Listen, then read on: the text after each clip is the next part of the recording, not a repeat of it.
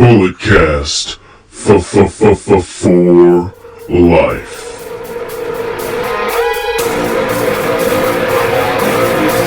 Get up, this is a revolution. This is our time to rise. Look deep within your mind, look deep into the hate in my eyes. Hello ladies and gentlemen, you know the name, you know the voice, you know exactly why I'm here. Just in case if you don't, I'm a 23-year-old piece of gold, the messiah of the microphone, the greatest sports and recreational podcaster in the world today, the Pod Father. And I am the Le Champion of this show. I am your current reigning defending Bulletcast champion, just like Kyle O'Reilly, Bobby Fish, Roddy Strong, and Adam Cole Bay. This title reign is hashtag forever undisputed. For life, brother. You know he's on the line. He's my tag team partner, the Jimmy to my J, the Tully to my Yarn, the Stevie Ray to my Booker T, the Christian to my Edge. He is the host of the award-winning Under the Radar, host and creator of Curveballs and Chair Shots, the first ever and 7-time Bulletcast champion, BT, the Canadian Destroyer, Brandon Tanguma. BT, how you doing today, buddy? You know, can't complain. Doing okay. Definitely doing better than you because, you know, you had to take a trip to the DMV, and that's never a pleasant sight. You know, actually, it was not that packed. Because of insurance issues, I could not get done what I needed to get done, and so my appointment was wasted. I have to wait until 2020. That's usually what happens because Yeah. those, whatever you call it, those appointments are hard to come by. You got to schedule out like 6 months in advance. But let's get into some more important stuff. Yes, we're going to talk some wrestling. Episode 142. We're doing it here, man. Alright, so the draft. The first night of the draft was last Friday on Fox, Friday Night Smackdown on Fox. And honestly, man, we're going to keep Smackdown really short. We're just going to talk about the picks. And, yeah, that's basically it, how we're going to keep Smackdown.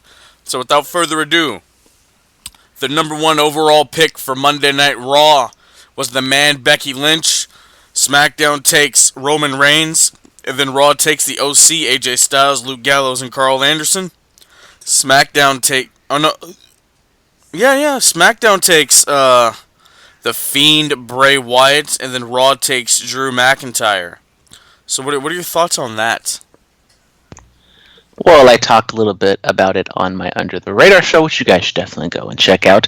The rules, I thought, specifically stated that you could only pick tag teams for, 2-for-1 pick, but yet they pick the OC, which is a 3-for-1, which didn't really make a whole lot of sense. And there are some other picks that we can get into maybe a little bit down the line, like the New Day, where they did the 3-for-1 as well. And then the people who ended up getting traded, Nikki and Alexa, they weren't picked for 2-for-1, even though they went to the same brand, and then they ended up getting traded. So then they basically wasted a pick, and they're traded.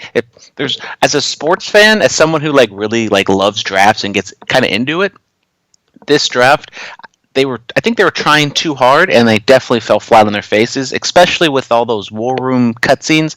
Those were atrocious. Yeah, that was cheesy and as gimmicky as I've ever seen. But what are your thoughts on these overall picks? Just the first couple ones I named out. Becky, obviously, she has to stay on Raw since she has their title. Roman, he's the big dog. He needs to be on the biggest show.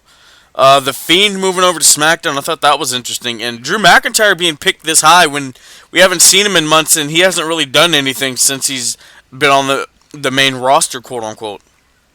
Yeah, it's definitely an endorsement of Drew McIntyre being taken in the first round. I kind of agree with you that The Fiend is an interesting pick. I kind of talked once again on my Under the Radar show that you guys can go look up. It's a very great show.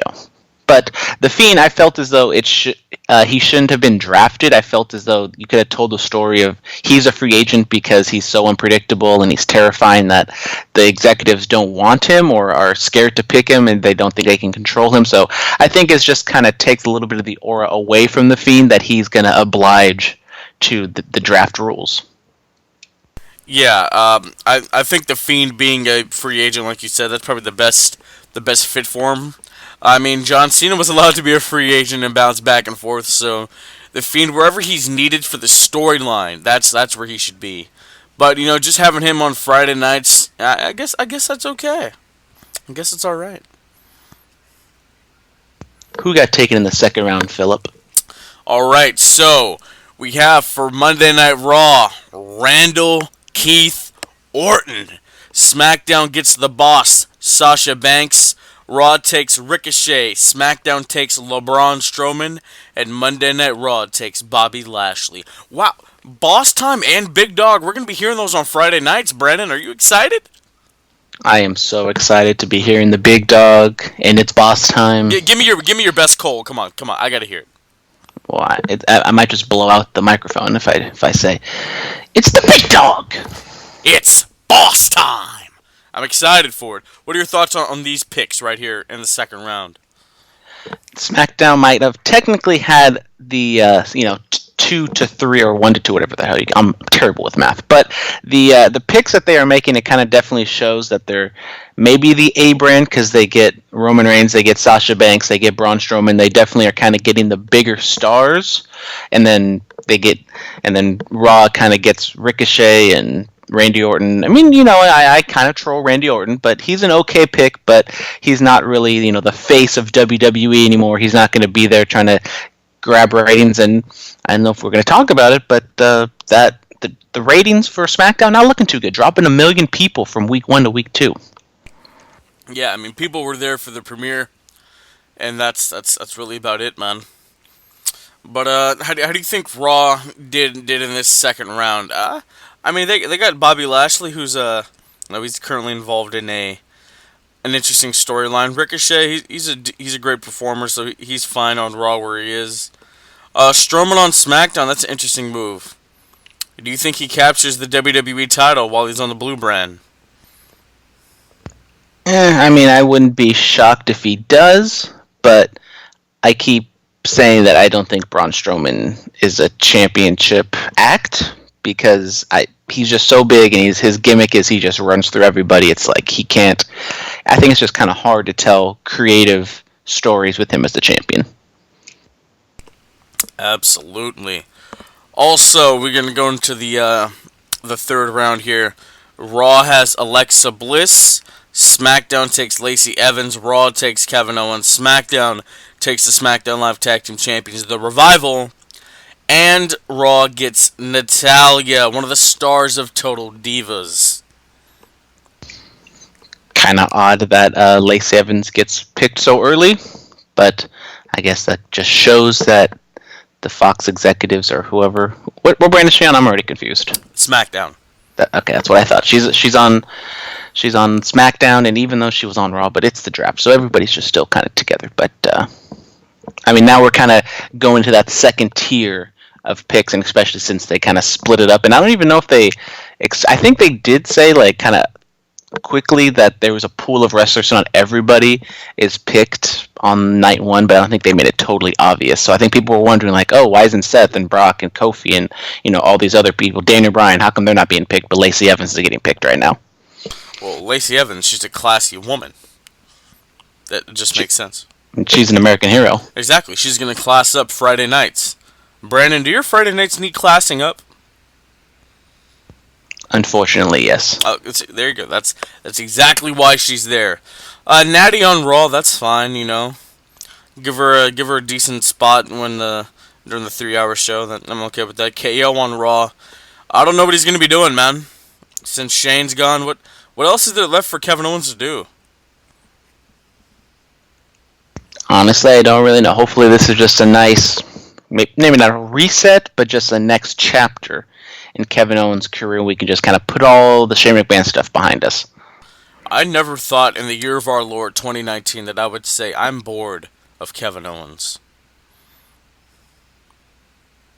Well, maybe he needs to take note from Finn Balor, and he needs to jump to NXT, and to look to the future, he needs to look to the past, or whatever he said yesterday. I don't know, man. I really, really don't know, but I'm not a happy camper with KO right now. Alright, the fourth round, we have the Viking War Raider Experience staying on Monday Night Raw. They did a little work on Monday night. We're going to talk about that. Lucha House Party is SmackDown. Nikki Cross, or Thicky Cross, shout out to Sean Stewart, is Monday nights. Heavy Machinery is on SmackDown, and the Street Profits are bringing all the smoke to Monday nights as they are officially a part of the Monday Night Raw roster. So I guess if you just hang out backstage and never have a match, you're technically in the roster pool. Absolutely. Maybe we should do that. Maybe we'll be drafted in the 2020 draft. Ooh. Oh, there we go. We're gonna be on. I don't know. You think we could fit it in NXT? I think we could do some work there. Sure. Wow. Why not? I'll let Cameron Grimes, give me a double stomp in like 3 seconds. Oh, Jesus. All right. But what are your thoughts on the fourth round? I mean, it's okay. I mean, we're getting some more tag teams, as I said. Alexa Bliss and Nikki Cross not being drafted together, I think, did make a whole lot of sense. You're just wasting a draft pick there. But, I mean, they're kind of bolstering up the tag team divisions. I think SmackDown is the one that I think got the better tag team division, but I don't know. I need to really look at it all on paper. But once again, I think SmackDown is maybe not favorably, but definitely slightly, I would give the edge to SmackDown. Yeah, we're not even done right there because these are the non-televised picks. So, for Monday Night Raw, EC3, Eric Young, and Sin Cara move over to Raw. And officially on SmackDown on Fridays, you have Apollo Crews, Drew Gulak, Heath Slater, Tamina, and the B team of Curtis Axel and Bo Dallas. I mean, that's not the best class in the world, but I still would probably give the edge to SmackDown. I mean, come on, look at it like B team, tag team champions. Curtis Axel was an IC champ. Heath Slater, decorated tag champ. SmackDown does have some nice stuff, and yeah, Raw didn't really do well in that in that round right there. I guess you could technically call it a fifth round. Yeah. I don't know. We'll see. So what else happened on SmackDown? Bayley, I can't even say it like that. She's not kid friendly anymore. People have cried at a lot of things, Brandon. People cried when Will Smith cried about his father in The Fresh Prince. Little kids cried when Bayley destroyed the Bayley Buddies. She changed it up, man. She went full heel, cut the hair, she got a new do, and she won back the SmackDown Women's title from Charlotte Flair. What are your thoughts on that? I quite enjoyed it. I've been asking for Bayley to do the full-fledged heel turn, the insincere kitty babyface that she was. It was okay, but I think this is definitely the right direction to be going. I think Bayley needs to be a full-fledged heel, especially on SmackDown, where you're kind of looking around and you're kind of wondering, like, oh, who's the heel? And I mean, I think the women's depth chart in general on WWE is a little suspect. I mean, it's really like the 4 horsewomen, and that's basically it. So I think having Bayley, have this different edge in her character. She got a little bit time to speak. I think maybe they're running up on time. So hopefully next week or this week we can get a little bit better look at what the character of Bayley is now. Her new theme song is dope. I like it. I didn't like how they didn't play the new theme song in the entrance, but then she wins and they just play the theme song. It's like, I thought that would have been like a cool build up to, like, I mean, I don't know if you do like the record scratch like Dolph Ziggler, that'd be stupid, but you do like, you just cut the music and then you play the new music, and we finally can like have some time to hear it and understand it, but it's okay. It is okay. We're going to take a break from the WWE Draft, and we're going to go to our Outside of the Ring segment. A Crown Jewel press conference was held on Friday night. My boy Sam Roberts was there. Go check out his podcast. He got some interviews with Cain Velasquez, Tyson Fury, Triple H. It was all really great stuff. But so, on Halloween, Thursday, in a couple weeks, we will have the boxing lineal heavyweight champion Tyson Fury go up against Braun Strowman, and an MMA rematch from 2010 as former UFC heavyweight champions Cain Velasquez and Brock Lesnar clashed for the WWE World Heavyweight Championship in Saudi Arabia. Brandon, what are your thoughts on that, man? I mean, it's to be expected. Blood money for a lot of money being thrown around. Rumor has it that Tyson Fury is getting $15 million just for this one match or fight. The highest paid athlete to compete in a pro wrestling match ever.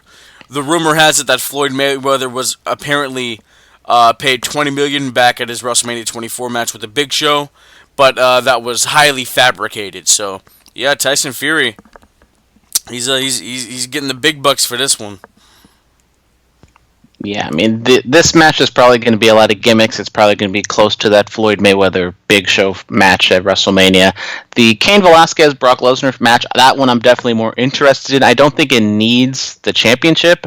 We don't really have an explanation why Cain is getting a title shot. I think you can tell a story of Brock and Paul, trying to not show that they're scared, but clearly they're scared of Cain, and they say, oh, you don't deserve a title shot, so you don't get one, and you can do that, and maybe Cain wins, and you can build to a title shot down the line at Royal Rumble or WrestleMania or something like that. But I don't know what Cain's in-ring style is going to be, because I don't think he's going to be doing that AAA lucha style in WWE. I think he's going to definitely be kind of Brock Lesnar-esque in the ring, so that's going to be interesting to see.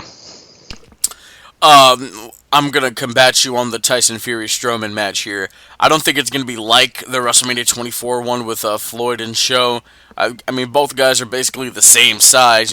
Floyd was at a severe disadvantage, but I think it's going to. They're going to throw some heavy hitters in that match. Hell, maybe they just have an actual boxing match. I don't know, man. I don't know. Do something different. But with the whole Cain Velasquez thing. Excuse me, do you think they're going to actually try to recreate the UFC fight from almost a decade ago?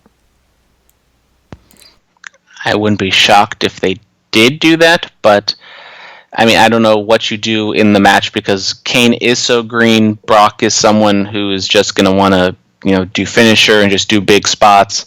Cain, who knows what exactly his style can be, as I said. I wouldn't be shocked if they do something like that, or maybe a disqualification or some, crappy finish to get out of it. And it's a Saudi Arabia crowd. They're not going to poo-poo on it like Sacramento was going to. But I'm definitely interested in that Cain and Brock fight, just from many different aspects of it. Oh, absolutely. Absolutely.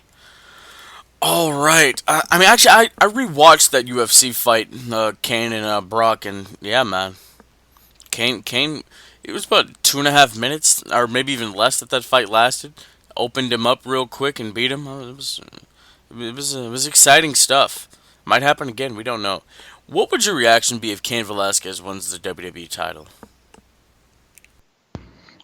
I mean, I don't know if it would be positive or negative. I would just kind of see it for what it is, a publicity stunt, and say, oh look, former UFC champ Cain Velasquez and now WWE champion. And I mean, I saw on the ESPN ticker that it said Cain Velasquez retires from UFC to pursue WWE. So they're definitely trying to go for that mainstream publicity, obviously with the Tyson Fury stuff as well. Cain being WWE champ, I could see a backlash to that, and especially with all the people that were such in love with Kofi, kind of seeing his reign abruptly end just to get it on another famous guy who didn't pay his dues. And you can make all those excuses, which I'm not gonna be that person, but people will probably say all those things, and there might be a heavy backlash if Cain were to win the championship. Yeah, man. I know this is a predetermined sport, but I mean that's the title of record. That's the Super Bowl trophy in pro wrestling. I would not be a happy camper if Cain Velasquez just came in here and won the WWE title, man. I would not. And especially since it seems that Cain has signed a multi-year deal, this isn't just a one and done, so Brock's going to come in, destroy him, and Brock can, get his win back, so to speak, and WWE can put themselves over. But no, Cain is seemingly a WWE guy, so who knows what is going to happen in this match. Should have just stayed in AAA, bro. Just saying. That's all I'm saying. All right, Bruce Prichard replaces Eric Bischoff as the executive director of Smackdown. Brandon, are you ready for Eric Bischoff's new podcast, 83 Days? Oh yeah, definitely. I haven't listened to it in a while. I've been listening to a little bit more fantasy football podcast, which I'm not going to get into, even though I pleaded for Mr. Khan and his quarterback Gardner Minshew to do something this week or last week, but that didn't happen. But anyways, I digress. It's going to be an interesting podcast. Yeah. What are your thoughts on Prichard replacing Bischoff? I talked a little bit about Under the Radar. If you guys, I know I haven't plugged it yet, but you guys should definitely go and listen to it.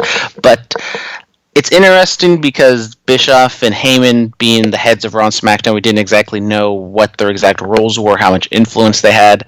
SmackDown, I wasn't a big fan of. I was kind of more leaning towards Raw. I thought Raw was having some, at least, good matches, good storylines. SmackDown, maybe it was just because it was the Shane McMahon show that kind of turned me off. But we still don't exactly know why Bischoff left. If it was creative, personal, who exactly knows? Bruce Prichard, kind of a lifer there in WWE. He knows how to work the system, which might be good, but I don't know if Bruce Prichard is the guy to have revolutionary ideas, and he might be. I mean, he's going to probably kiss Vince McMahon's ass and be a yes man until a certain point, and he's going to try to die on that hill. But who knows if that's the right hill to die on? Yeah, I don't know, man. I don't know.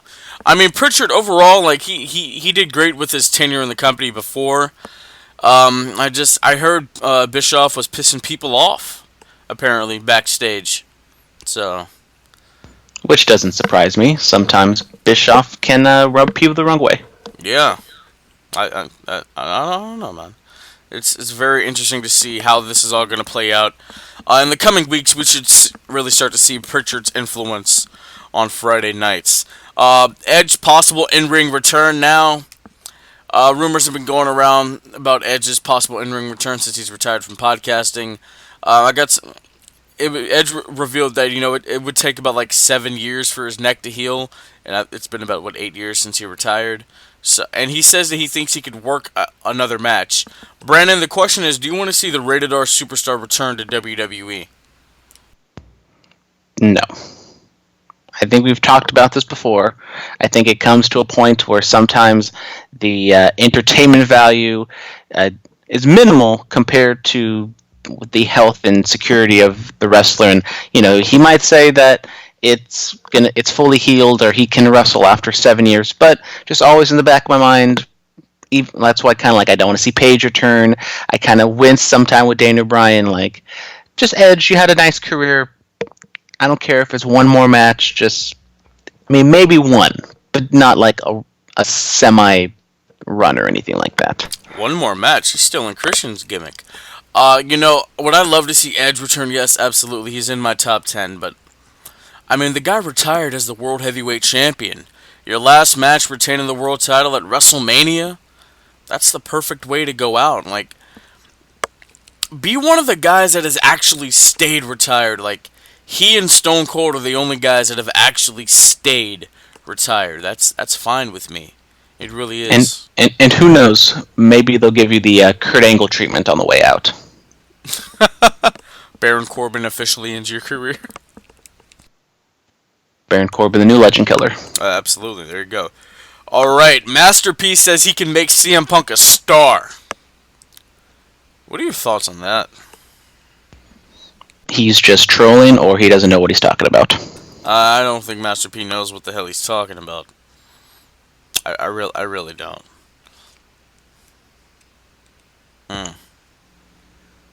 Alright, we're going to move on from that. Dasha Fuentes, you remember her, former WWE backstage interviewer.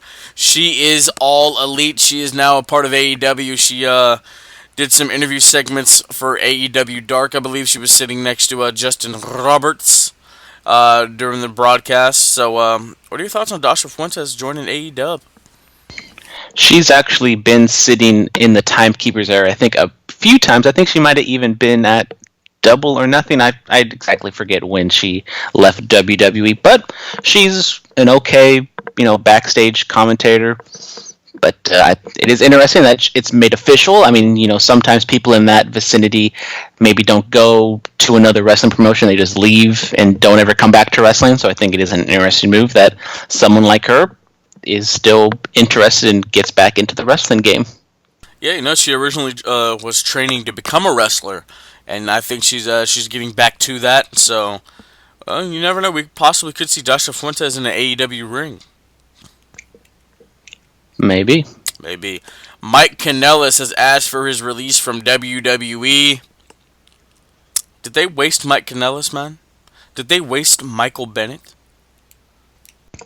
I would say yes. I'm not the biggest fan of Mike Bennett. I mean, I think he was really good in the Kingdom. I think he's a really good tag team wrestler. Singles wrestler, I was not really sold on him, but I mean, he was just used so minimally. Yes, Maria had the baby, and that hurt the act obviously because it was kind of a 2-for-1 deal. But I mean, what they're doing with him right now is kind of sad because it's kind of like the most work he's ever gotten with the company and like the most storyline and television time he's gotten. So I'm happy that, I don't know if I'd say I'm happy, but hopefully he gets granted his release, even though no one's getting granted their release. I'm kind of find it interesting that he made it so public, which might hurt him in the long run, but we'll just have to wait and see. We will. Oh, wow. Just announced. Roman Reigns will face Shinsuke Nakamura tomorrow night on SmackDown for the Intercontinental Championship. Interesting. Back to Mike Kanellis. I think the guy's a great talent. I really do. I'm not going to call him a good hand. I'm not one of those guys. I enjoyed him in TNA when he was the Miracle. You know, that entrance was cool and interesting. The Love Ballad WWE theme that he and Maria have, I pop for it every time. Maybe bring some resurgence back to Matt Taven, even though the guy was just the Ring of Honor heavyweight champ. Revive the Kingdom. The Kingdom versus Villain Enterprises. Let's make Ring of Honor a little interesting again, man. And lastly, Alicia Fox has been moved to the WWE Alumni section. Any thoughts on the career of Alicia Fox? Not really. I mean, she's been like the longest tenured woman in WWE since like Moolah or something like that. She's been with them for 13 years, and unfortunately, she's kind of hit a bump in the road with her sobriety, and there's been stories that come out that she's gotten into altercations. Maybe she's been drinking and some other stuff like that. So hopefully, she gets well. And wish her well on all her future endeavors. Absolutely. Also, RVD's girlfriend Katie Forbes signs with Impact Wrestling. I saw a video the other day of her walking in, Jordan Grace, Mama Thickness. They did a little backstage segment together. It was a very interesting video. If you haven't seen it, definitely go and check it out. Oh, I might have to actually go check that out. She mistakes Jordan for a valet. Oh. All right, Inside of the Ring, NWA Power Episode 2. Brandon, what are your thoughts on the studio wrestling? I'm quite a fan of it. It's definitely a different feel. Full disclosure, I haven't actually seen the second episode yet. It keeps getting recommended to me on the YouTube, but eventually I will go and check it out. But Colt Cabana is on the show, I have seen, and hopefully this is something that continues and gains a little bit of momentum. The viewership for week 1 is not as big as the viewership for AEW Dark, which I don't know if you can really compare the two, but hopefully they have the funds to kind of keep this thing going. Yeah, I mean, episode 2, I've seen quite a bit of it. Colt Cabana, his tag team partner was, can I spoil it for you? Sure. Mr. Kennedy, a.k.a. Mr. Anderson. I haven't seen Ken Anderson in a very long time. I was happy with that. I really was. Also, we get the intellectual savior of the masses, Damian Sandow, a.k.a. Aaron Stevens. He's doing a Hollywood gimmick now in NWA. That was interesting. And yeah, man. So those little elements of NWA Power too were that was interesting to me. I'm gonna have to go check it out. I haven't seen Aaron Stevens in TNA, and I was not a big fan of him. So. Oh yeah, when he was doing that Liberace gimmick. No, never forget. Never. All right, the Mae Young Classic, it will be returning to WWE November 2nd and 3rd. Those are going to be the recording dates. When it will actually be released, have no idea. Brandon, you a fan of the Mae Young Classic? I am a fan of the Mae Young Classic. I think the first one is probably better than the second one. It will be interesting to see what kind of talent pool they're able to get, especially when there's just so much wrestling and so many companies out there. Maybe they're able to pull a little bit more from the Japanese side. Usually there's only the one big star like Kairi Sane or Io Shirai. Maybe they can get a few more of them. But obviously AEW kind of has its hand dipped into that the Joshi pool. So Who knows? Hopefully, maybe they can have like maybe more of a main roster type Mae Young Classic type feel where they have a lot of big names in there. That could be interesting as well. Would you dip your hand in the Joshi pool?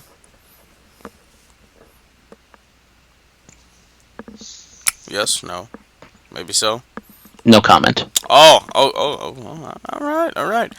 We're gonna hit this day in wrestling. No Mercy, 1999. What happened on this show? It was from the Gund Arena in Cleveland, Ohio. You have the Godfather versus Midian, the Hollies versus the New Age Outlaws, Jeff Jarrett versus China in a good housekeeping match for the Intercontinental Championship, Rock versus British Bulldog, the New Brood versus Edge and Christian in a ladder match, which, that was the first ladder match the Hardys and Edge and Christian had.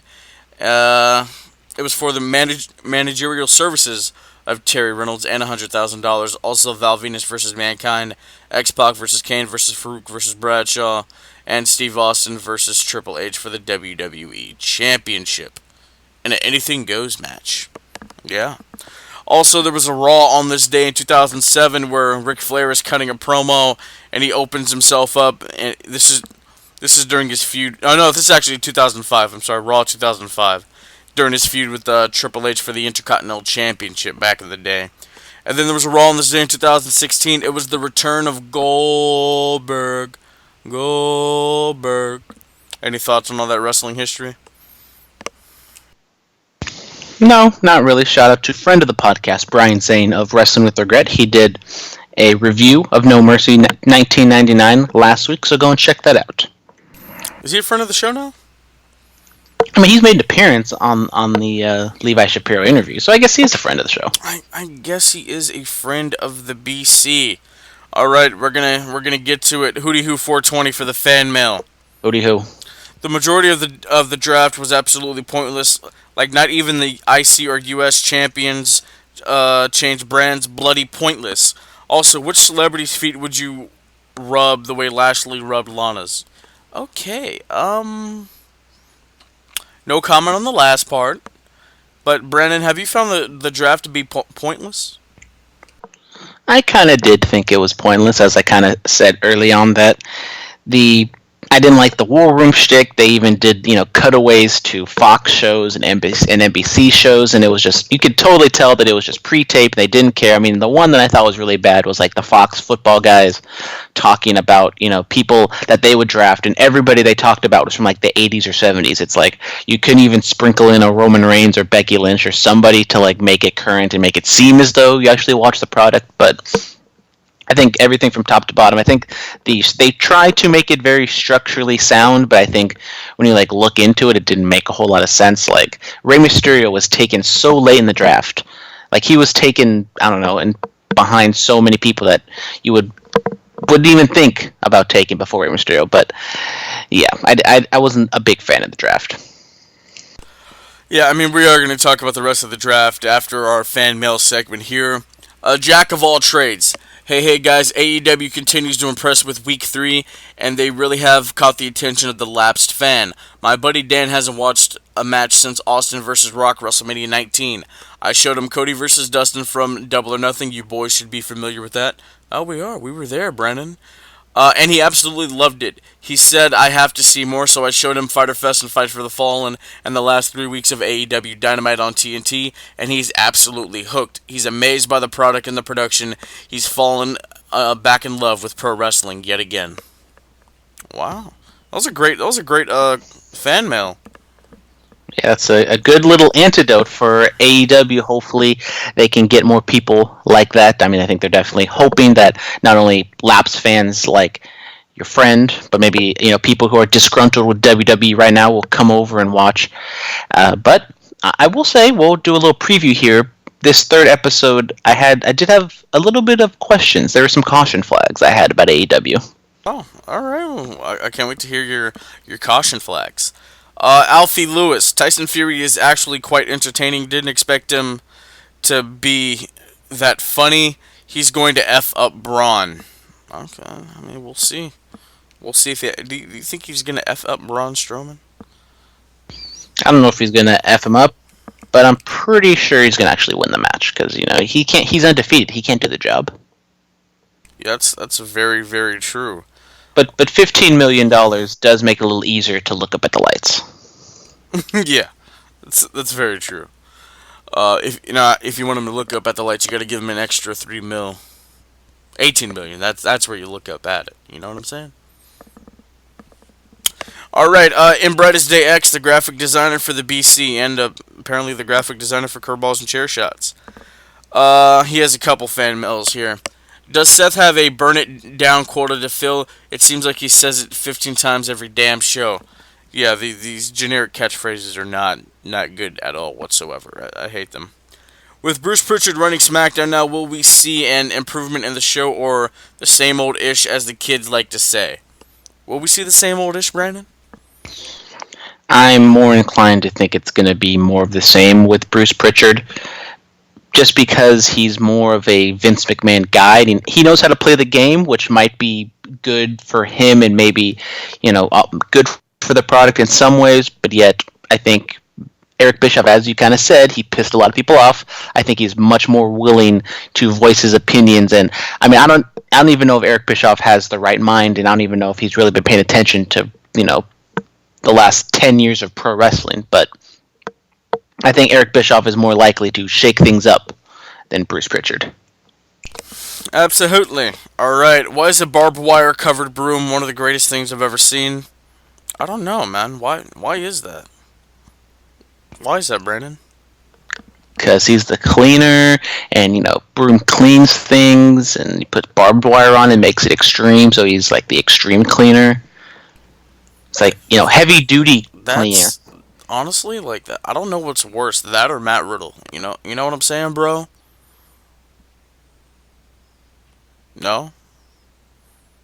You don't know what I'm saying? No. Okay. Alright, last up, he has this one. How much has Darby Allin increased his stock after his match with Le Champion? I think the kid shined. He shined bright like a diamond this past Wednesday night on Dynamite. What'd you say? I think his stock did go up a little bit. I thought the Cody match was a better match, and even the Cracker Barrel Clash was maybe a better hardcore match. But it never hurts to be in the main event of a whatever countrywide broadcast, worldwide broadcast against Chris Jericho for a championship. You're absolutely right, man. That does not hurt at all. We're going to get into our Raw recap, and we're going to finish talking about the WWE Draft. We're actually going to go a little bit more in-depth with Raw, talking about matches and segments that happened. Seth Rollins burns down the Firefly Funhouse. Did you cry, Brandon? Be honest. R.I.P. Rambling Rabbit. R.I.P. Pour one out for the homie. I'll pour out some of my Froze Rose Bang for the homie. Yep. So, thoughts on the segment? I mean, it was stupid. I don't understand what the point of Seth Rollins and this is. I mean, they're having the match at Blood Money 4. The Fiend is on SmackDown. Seth Rollins is on Raw, which leads me to believe that Seth Rollins is going to find some way to win. And then, not to cut you off, but then they're having another match after that for a Raw. It's going to be a steel cage match for the Universal title.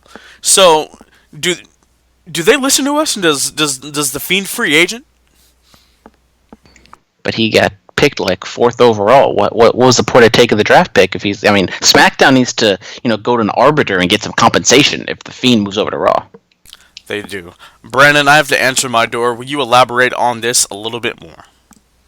Okay, so it's that time of the podcast where Phillip has to leave the show to answer his front door. So, as I was going to say before, I was so rudely interrupted.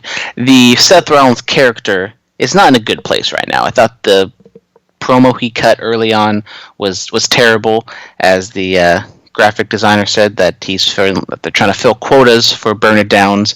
I thought that was stupid as well, but he goes to the Firefly Funhouse, which kind of messes up the aura of the Firefly Funhouse, that it's just obviously a set backstage on Raw. He goes in, burns it down. He beats up, Happy Bray, which the crowd was booing.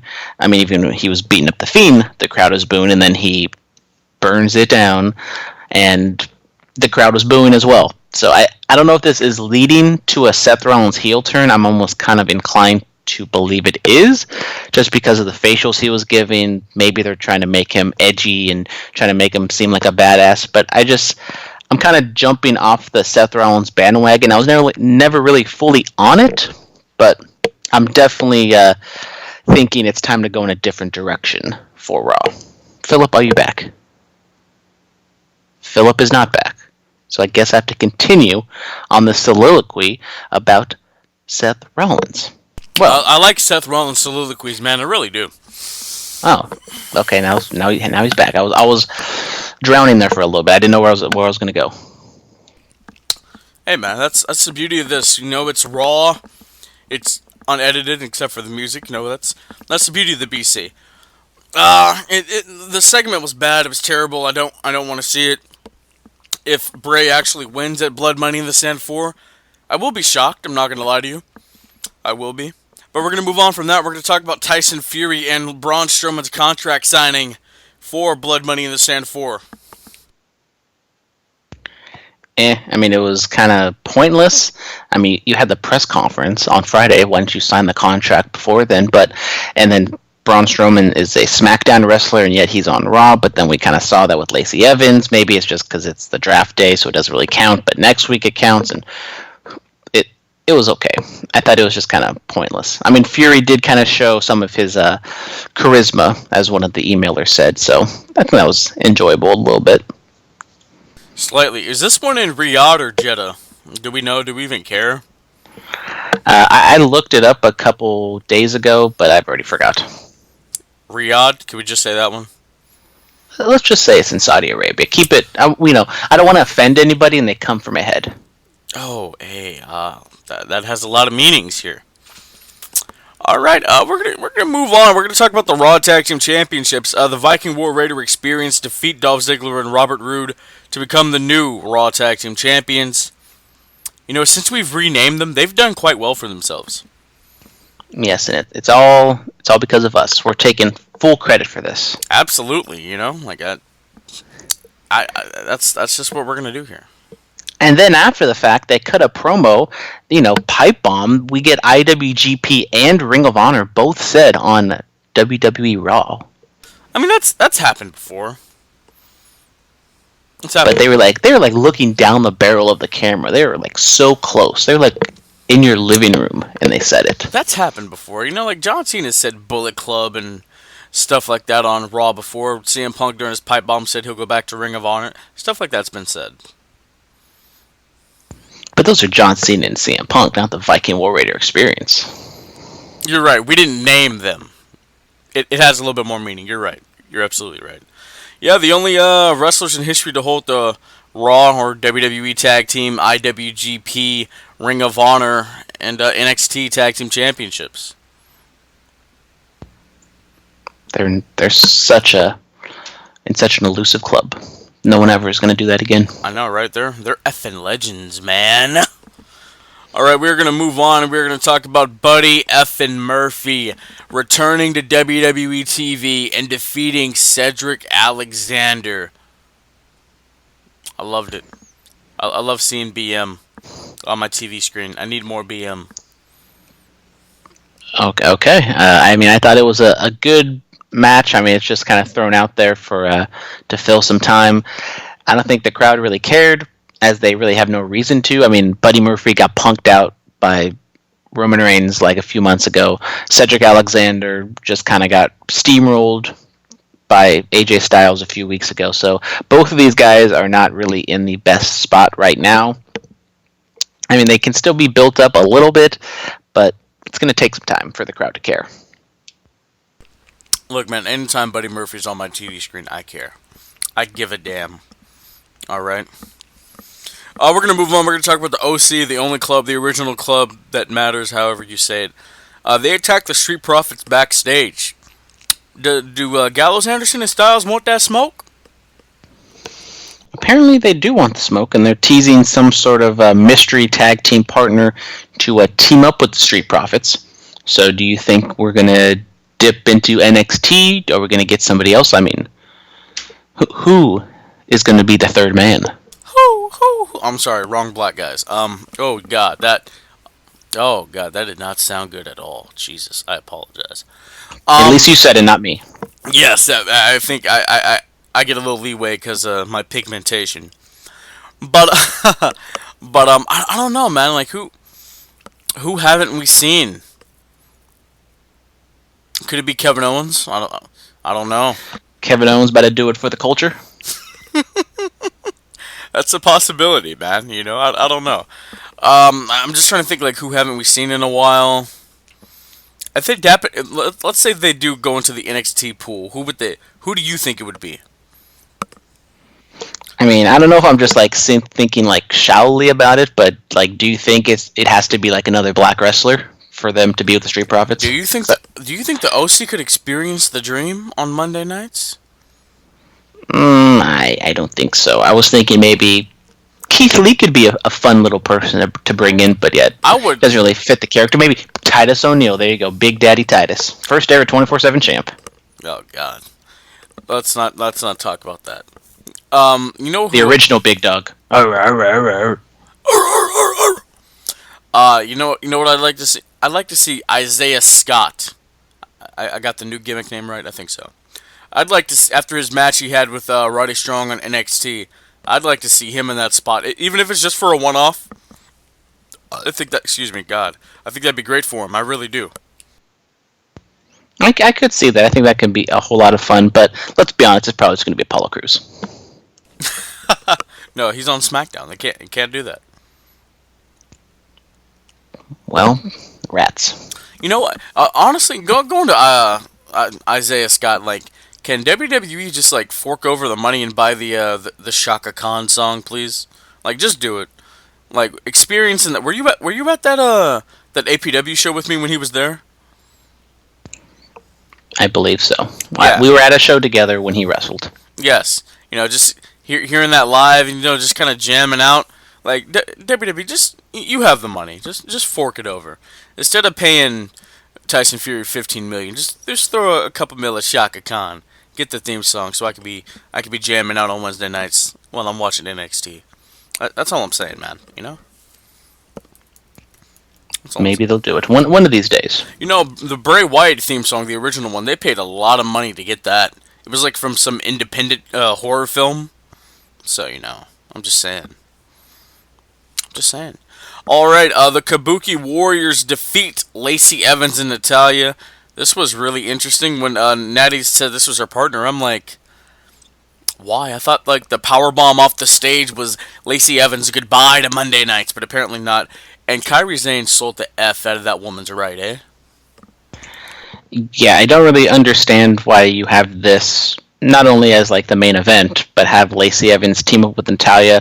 I could see some like upside with Lacey Evans being a babyface, but I don't know if she's even turning babyface. But it was just kind of an awkward transition. Like Natalya and her were like in this heated rivalry, and they were like, Lacey was saying bad things about Natalya, and then just out of nowhere they're teaming together and they're fine. Didn't make any sense. It did not make any sense to me. I want to see Asuka use some more mist. I like that. I did like her new look with the green paint going down her face. Would you risk it all for Asuka? Once again, Philip, I've already said I'm not going to comment about dipping my hand in the Joshi pool. Oh, we'll wait for a pay-per-view recap when we can say things like that. All right, we're gonna move on from that. Ricochet defeats Shelton Benjamin. It was good to see Shelton on TV, man. Good for him. Nice to see that Shelton Benjamin still has a job. I know, right? They have misused him. Like, one of the best wrestlers from the 2000s. Come on, guys. What the hell are you doing? At least put the IC title on him or something. Like, Jesus. You know? I mean, I think I definitely agree with you that he could have been used more, but I don't know if I would say he was supposed. I mean, when he first came in, I think he could have been like something. Maybe not like top of the card or anything like that, but he definitely could have been used to put other talents over. And now, yes, he's kind of the designated like veteran job guy, like kind of above what Eric Young is. So he's kind of like the mid card veteran job guy, but he just has no value right now, and it's pretty sad to see. It really is. All right, we're gonna finish talking about the draft. Day 2. Whoa! You skipped over the most important storyline going in WWE today. Lashley gave Lana a massage because Lana wanted it harder and deeper. No comment. I mean, I alluded to that in that fan mail question that we got. You know? And Charlotte apparently turned heel for the 27,000th time. Yeah, we're gonna get Becky versus Charlotte for the 27,000th time on Monday Night Raw. Just over and over and over. Woohoo! You know what, Charlotte? Go back down to NXT. There we go. Baszler versus Flair? Book it. Take my money now, Hunter. Do it now, Uncle Trips. I want to see it. Yeah, so let's get back to this draft. Seth Rollins for Monday Night Raw. Of course, he's the Universal Champion. SmackDown takes Lesnar. Raw takes Charlotte Flair. SmackDown takes the New Day, Kofi Kingston, Big E, and Xavier Woods. And Raw, in the first round, they select Selena Vega along with Andrade. Or more like Andrade with Selena Vega. Yeah, it's whatever way you want to look at it. But once again, similar to Drew McIntyre, Andrade being taken in the first round is definitely a positive sign that they see him as something special. Yeah, did he beat, Ali, right? Yeah, on Raw. He did beat Ali. Yes. Ali could be something, but apparently not. Yeah, I don't see it. I'm sorry, I just don't.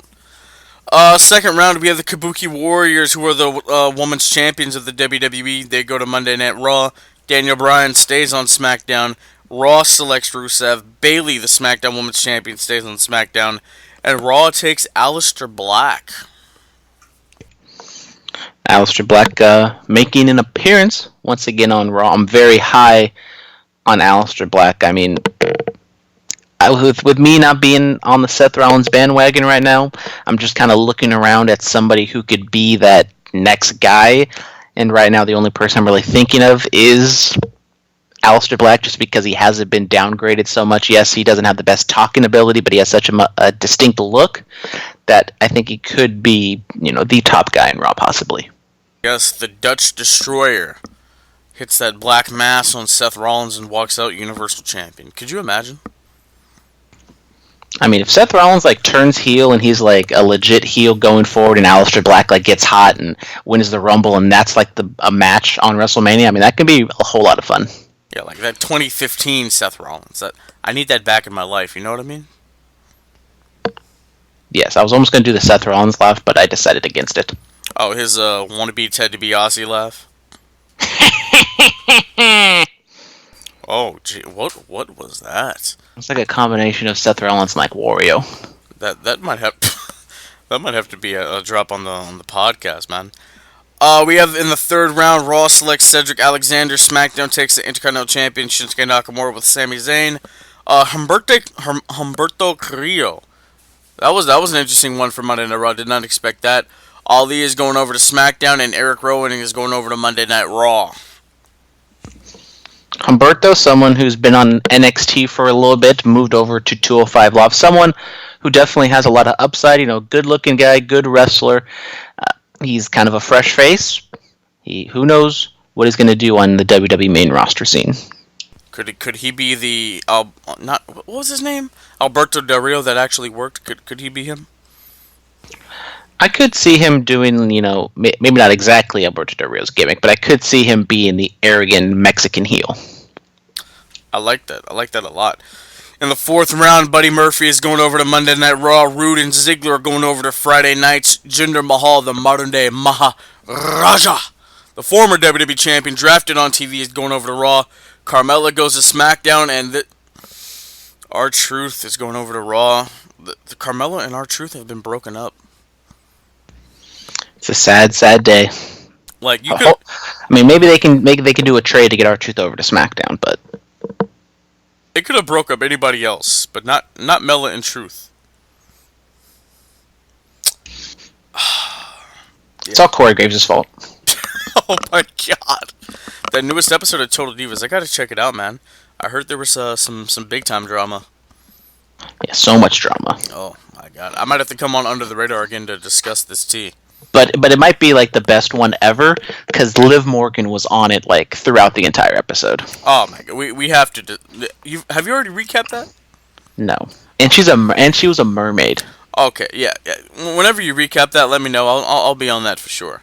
All right, the fifth round, Samoa Joe is going over to Monday Night Raw. The Miz goes over to SmackDown. Akira Tozawa is Raw. King Corbin is SmackDown. Shelton Benjamin is Raw. Yeah. Yeah, I mean we're kind of getting the later stages here where it's just, oh, okay. I mean, good for him. He's okay, but nothing special. Absolutely. The sixth round, Rey Mysterio was Jesus. That's really late. Is Raw. Shorty Gable is SmackDown. Titus O'Neil Monday nights. Elias SmackDown. I forgot about Elias. Liv Morgan is Monday nights.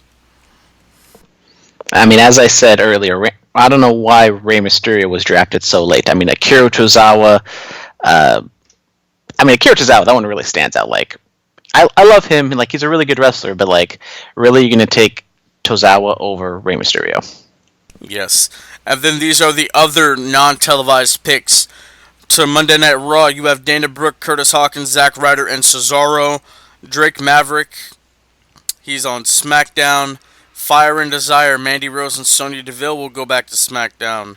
The Iconics are going over to Raw officially. Luke Harper is SmackDown. Mojo Rawley is Raw. No Way Jose, who doesn't need to be employed, is Monday Night Raw. And Sarah Logan is Raw. Post-draft trade, you have Alexa Bliss and Nikki Cross from Raw to SmackDown. And then these are the quote-unquote free agents of WWE. Aiden English. Actually, no, Leo Rush, he's NXT, so he doesn't count. I don't know why he's on the list.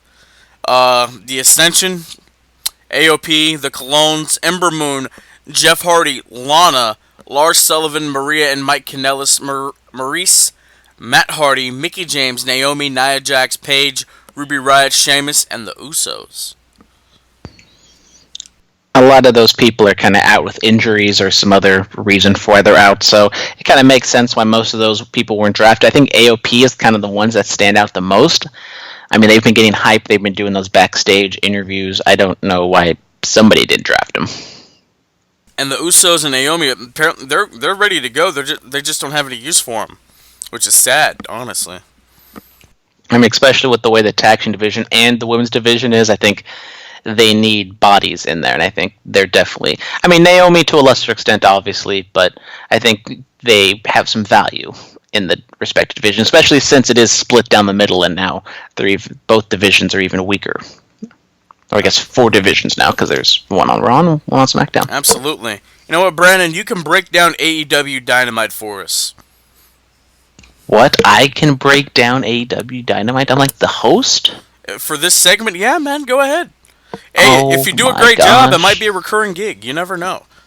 You know, we're just going to ignore the fact that, like, a few weeks ago you said I could host the entire thing, and then you just didn't, but it's okay. Oh, okay. I mean, you know, next week, just remind me of the text thread, and we can make that happen. Next week, it could be all you. So, starting off, AEW Dynamite live from Philadelphia, we get SCU taking on Best Friends in the first round of the AEW Tag Team Tournament. Before SCU could get down to the ring, they get attacked by the Lucha Bros for some godly reason, because they had a little interaction on night 1 of Dynamite. And so Pentagon Jr. does a package pile driver onto Christopher Daniels. He gets carted off, and then Scorpio Sky comes down, and he says that he can wrestle, and so it's Scorpio Sky and Frankie Kazarian taking on Chucky T and Trent, the Best Friends. And in the end, with no shoes, Scorpio Sky ends up getting the victory over Best Friends, and they move on. Phillip, your thoughts on the match? So I turned it on a couple minutes late, and I see Scorpio Sky, and I'm like, why is he wrestling with no shoes on? And I was like, what happened to Daniels? And then I find this out, and I'm like, oh, okay, makes sense. Overall thoughts on the match, it was fine. You know, Scorpio Sky, I've said it before, that guy's a star. Like, he's an effing star. And I'm incredibly happy with this match, and yeah, man, I can't wait to see what SCU is going to be doing moving on to the tag team tournament.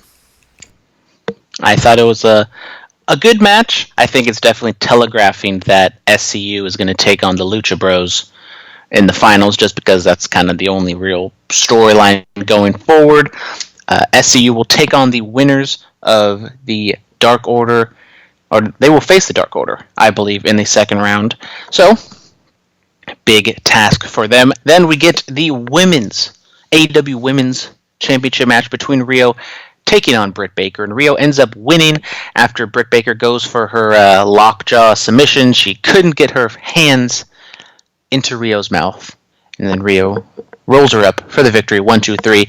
I thought it was a good match, but I just don't understand what was the reasoning behind the match. It's like, yes, Britt maybe won a match, but she was tagging with the champion, and you're just kind of throwing a match out there with no build, and it's just here's a match, and it's it's a good match, but it's I don't have a real reason to be invested, especially with two baby faces going against each other. Yeah, I don't know. I think they just threw Britt Baker out there. If this was in Britsburg, as it's going to be next week, then maybe. Or was this no, this was Philadelphia, right?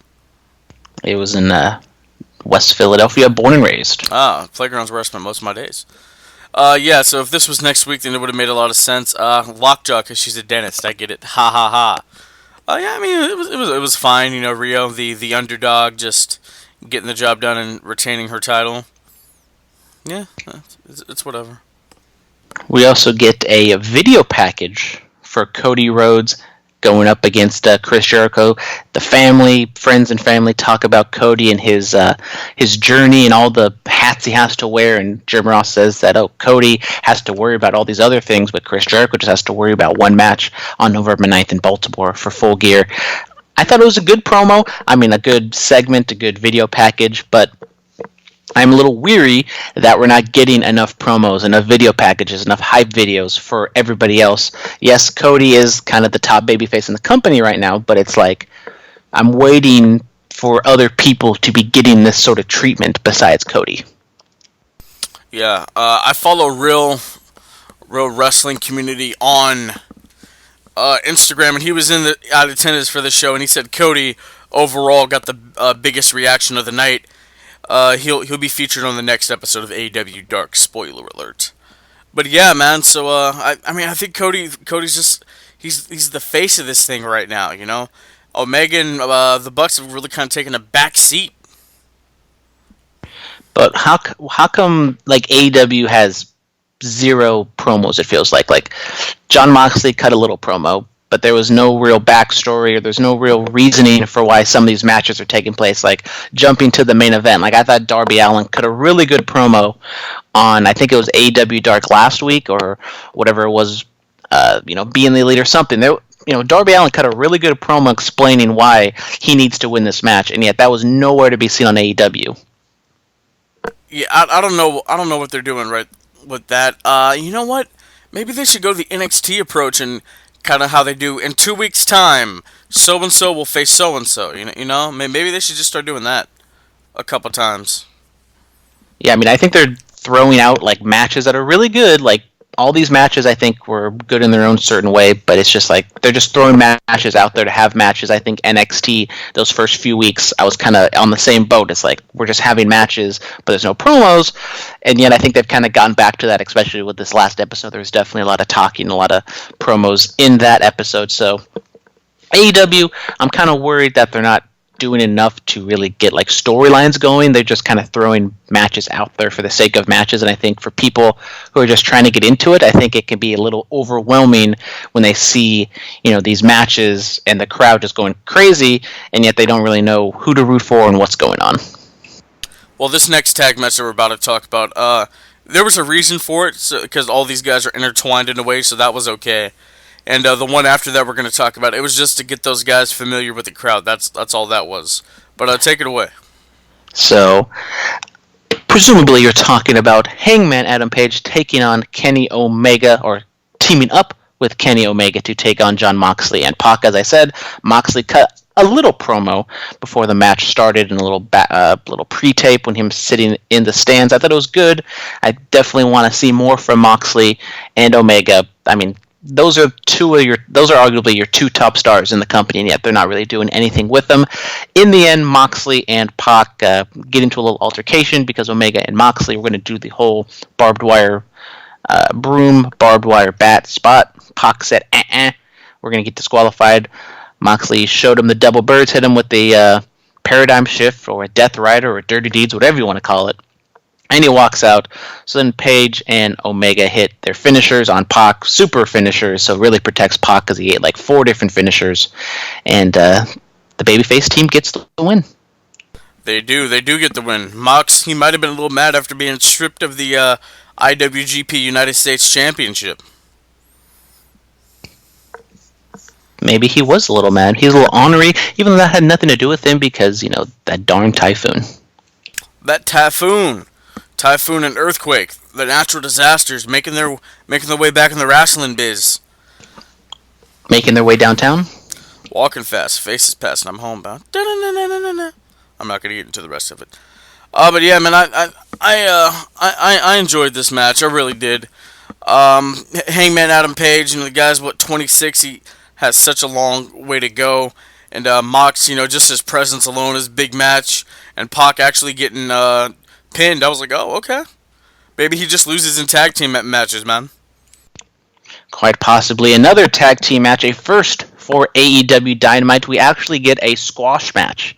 We get Santana and Ortiz taking on John Silver and Alex Reynolds. Thank God for Phillip doing his research, because I would have not known who these people were. But anyways. All the jobbers matter also. So Santana and Ortiz, go over pretty quickly here, and then after the fact, Chris Jericho cuts a promo up on the big screen, kind of promoting his main event with Darby Allin, but then also calling out the Young Bucks for Full Gear on November 9th. Going back to the promos, we didn't hear one word from the Young Bucks. How come? I mean, this happened, I think, like in the first half hour of the show, and the Young Bucks didn't respond at all. We say that the Young Bucks are going to be in action next week. What do the Young Bucks have to say about this call-out? Just what's going on here? Maybe they didn't want to oversaturate themselves. Maybe they just didn't want to be on this episode of Dynamite. It's a possibility, man.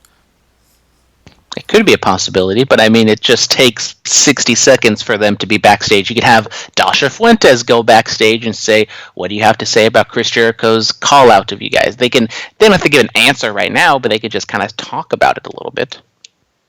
That's very true. I am interested to see the match with the Young Bucks and Santana and Ortiz. I think that's going to be fun. It's going to be hot fire. We got even more tag team action when we have a first-round match in the AEW Tag Team Tournament. The Lucha Bros, Penta and Phoenix, take on the Jurassic Express without Luchasaurus because he is dealing with a little soggy hammy. He had to go to the hospital to fix that. So we get Marco Stunt and Jungle Boy. And Jim Ross apparently doesn't even know what Jungle Boy's name is, because sometimes he calls him Jungle Boy, sometimes it's Jungle Jack Perry, sometimes it's Jungle Boy Jack Perry. Someone needs to tell Jim Ross that it's just Jungle Boy. Don't forget about Jumpin' Jack Perry. Oh, Jumpin' Jack Perry. There's like 7 different names he says. Well, and he like can't... Excalibur specifically just calls him Jungle Boy, and I think Excalibur used to like look at him and say, "Jim, it's just Jungle Boy. Quit saying all these names." Well, you see, he can't be a Jungle Boy forever. Eventually, he's going to be... I mean, he does jump a lot. His name is Jack. His last name's Perry. Jumpin' Jack Perry. It's okay. JR's just foreshadowing the future, bro. Anyways, the Lucha Bros end up defeating the Jurassic Express, and I thought it was a match that took way too long. I mean, Marco Stunt got in a lot of offense, too much for my liking. I think the Lucha Bros, I know they were throwing a curveball here, but I think they should have just, put them away quickly, and you cut 5 minutes off of this match, you can add a couple extra promos. I know I keep banging the drum for promos, but I'm trying to get some story development here, some character development here on the show. No, character development's very important, man. You could have, I want to learn more about Sonny Kiss. You could have had something for him. I mean, he was on a AEW Dark last week, but he hasn't been talked about or shown at all. Obviously that could be, he's a different character. You can have, a 3-minute or a 2-minute profile on him, besides having Marco Stunt, having the Lucha Bros sell for Marco Stunt. Yeah, I want to learn about Penelope Ford. I want to learn about Kip Sabian. Yeah, so there's a lot of stuff they could be doing, man. In the main event, we get Chris Jericho retaining his AEW Heavyweight Championship against Darby Allin in a Philly street fight. We get the debut of the Painmaker in AEW. We get Darby Allin getting his hands taped behind his back. Jericho still was unable to put Darby Allin away. Jake Hager gets in the mix, he interferes in the match. Jericho puts the Walls of Jericho on, and Darby taps or verbally taps. Phillip, your thoughts on the main event? First of all, about the spot. Are they not allowed to say Walls of Jericho? I thought they said Walls of Jericho. No. Tony Schiavone said the Walls, and then Jim Ross said the Boston Crab. Jericho has called it a different name in the past, but he didn't actually say the name. So I guess does WWE own the rights to the Walls of Jericho? I guess, but isn't the Walls of Jericho like a biblical thing? I didn't know WWE owns the Bible. I mean, Vince is wrestling God. It all makes sense. Yeah, I mean, I thought the match was cool. Darby Allin, just coughing, dropping all over the place. The skateboard entrance, I'm not gonna lie, it's kind of cool. Yeah, man. So he's picking up. The crowd's starting to really get behind this guy. And I mean, Jericho, he just works a different pace. He's older now, of course, but Jericho, he likes that more slow, methodical, meticulous pace. I enjoyed the match. I thought it was fun. I think it maybe had a little bit higher expectations because of all the crazy stuff that Darby's done in the past. Kind of similar to the Marco Stunt thing. I think Darby Allin got a little too much offense, and especially the point where he had his hands taped behind his back. I think at that point, Jericho should be able to put him away. I know you're trying to get heel heat on him, but I think you can just flip-flop it to where Hager gets involved with Darby Allin where he has his two hands, and then Jericho tapes him up, and then he really, puts the boots to him, and that's how he wins. I think having Swagger, Hager get involved after, Jericho can't put this guy away with his hands taped behind his back, I think isn't a good look for your AEW champion. It really is not. I like how he didn't win with the Judas effect. We didn't see it this week. Maybe not use it for a couple weeks until the big match. Another thing is, I don't think it's a big deal, but it's Darby Allin's gimmick is he doesn't quit, he doesn't give up, and I think I would have thought the right move is he just gets knocked out, because I think him tapping kind of does take away a little bit of the aura of Darby Allin being this badass who doesn't give up and will do anything to survive. That's very true. I mean, he didn't tap because his hands were tied behind his back. But well, I mean, the thing is, I think it's that he verbally submitted. Or maybe the ref just stopped it before. I don't know. I don't know. We'll have to see. Yeah, Darby Allin, his character is very interesting. He's half dead inside. Yeah. Yes, he is. I'm half dead inside too, so I understand where he's coming from. All right, Brandon, what's your superstar spotlight this week, man? My superstar spotlight, I think I will go. I will go with Sonata. I think Sonata had a very good match with Kazuchika Okada, King of Pro Wrestling. I'm going to talk a little bit more about that show in a wee bit, but in a match where I didn't think it couldn't be. I mean, I knew it was probably going to be a good match, but I think they took it to the next level with his match against Kazuchika Okada. Okay. For me, I just finally watched last week's episode of NXT. I just watched it on the network. I know it's technically not this week, but I gotta give it to Kushida, man. A hell of a performance against Walter. That was dope. Yes, and maybe if I can substitute, I'm gonna also talk about Liger, because Liger is an effing legend, and he had a damn good match with Minoru Suzuki as well on that show. Oh, since we're gonna talk King of Pro Wrestling, just tell us about our match pick of the week. Well, the match pick of the week is the match that I thought was the best match, and that is the IWGP Junior Heavyweight Championship. We have Will Ospreay, the champion, taking on El Phantasmo, ELP, as the cool kids call him. I thought this match was absolutely fantastic. Will Ospreay, I keep saying, is the best wrestler in the world today, and he just continues to prove it. ELP, someone who beat Ospreay in the Best of Super Juniors tournament, so this is kind of the one person that he hasn't been able to beat, and Ospreay tries to climb that mountain. ELP, a part of the Bullet Club, has his goon with him. I think it was Taiji Ishimori in this match. So Will Ospreay having to climb over so many obstacles in about a 30-minute match. Very good. New Japan King of Pro Wrestling took place earlier this week. Find it on the New Japan World streaming service, about $10 a month.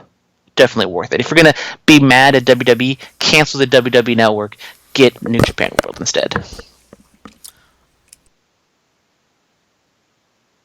Oh, there we go. I'm sorry. I pulled a Brandon. I apologize. I mean, at this point, you've pulled it 2 weeks in a row. I think it's pulling a Phillip. If I do it again next week, then we'll see.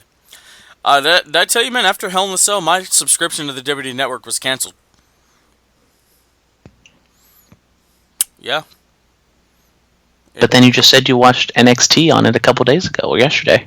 Well, let me finish. It was canceled because of some billing info, so I had to cancel it, then redo it, you know.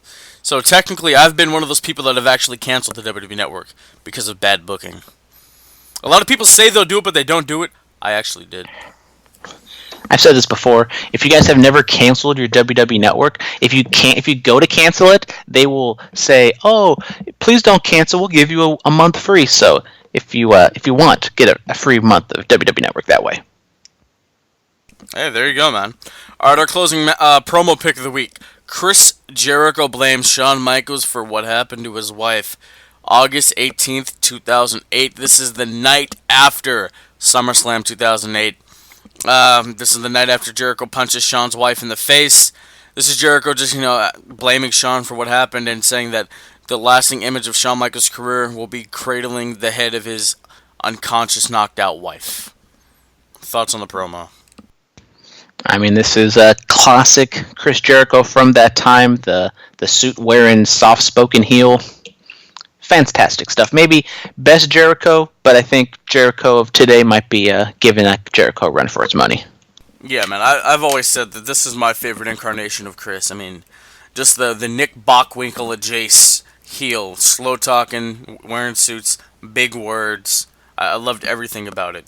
Of course, the list was hilarious, and the Painmaker and the Alpha, all that's cool right now, but go back and watch his run as the suit-wearing Jericho. It's great stuff, man. All right.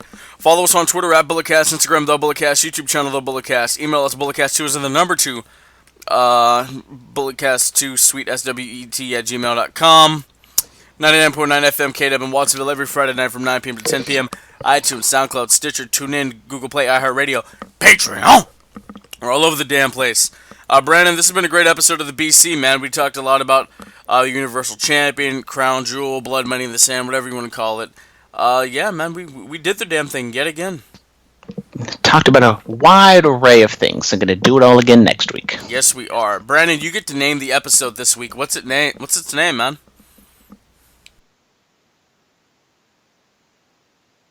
Hello, Brandon? Never mind. You can call it Pulling a Brandon now. Oh, there we go.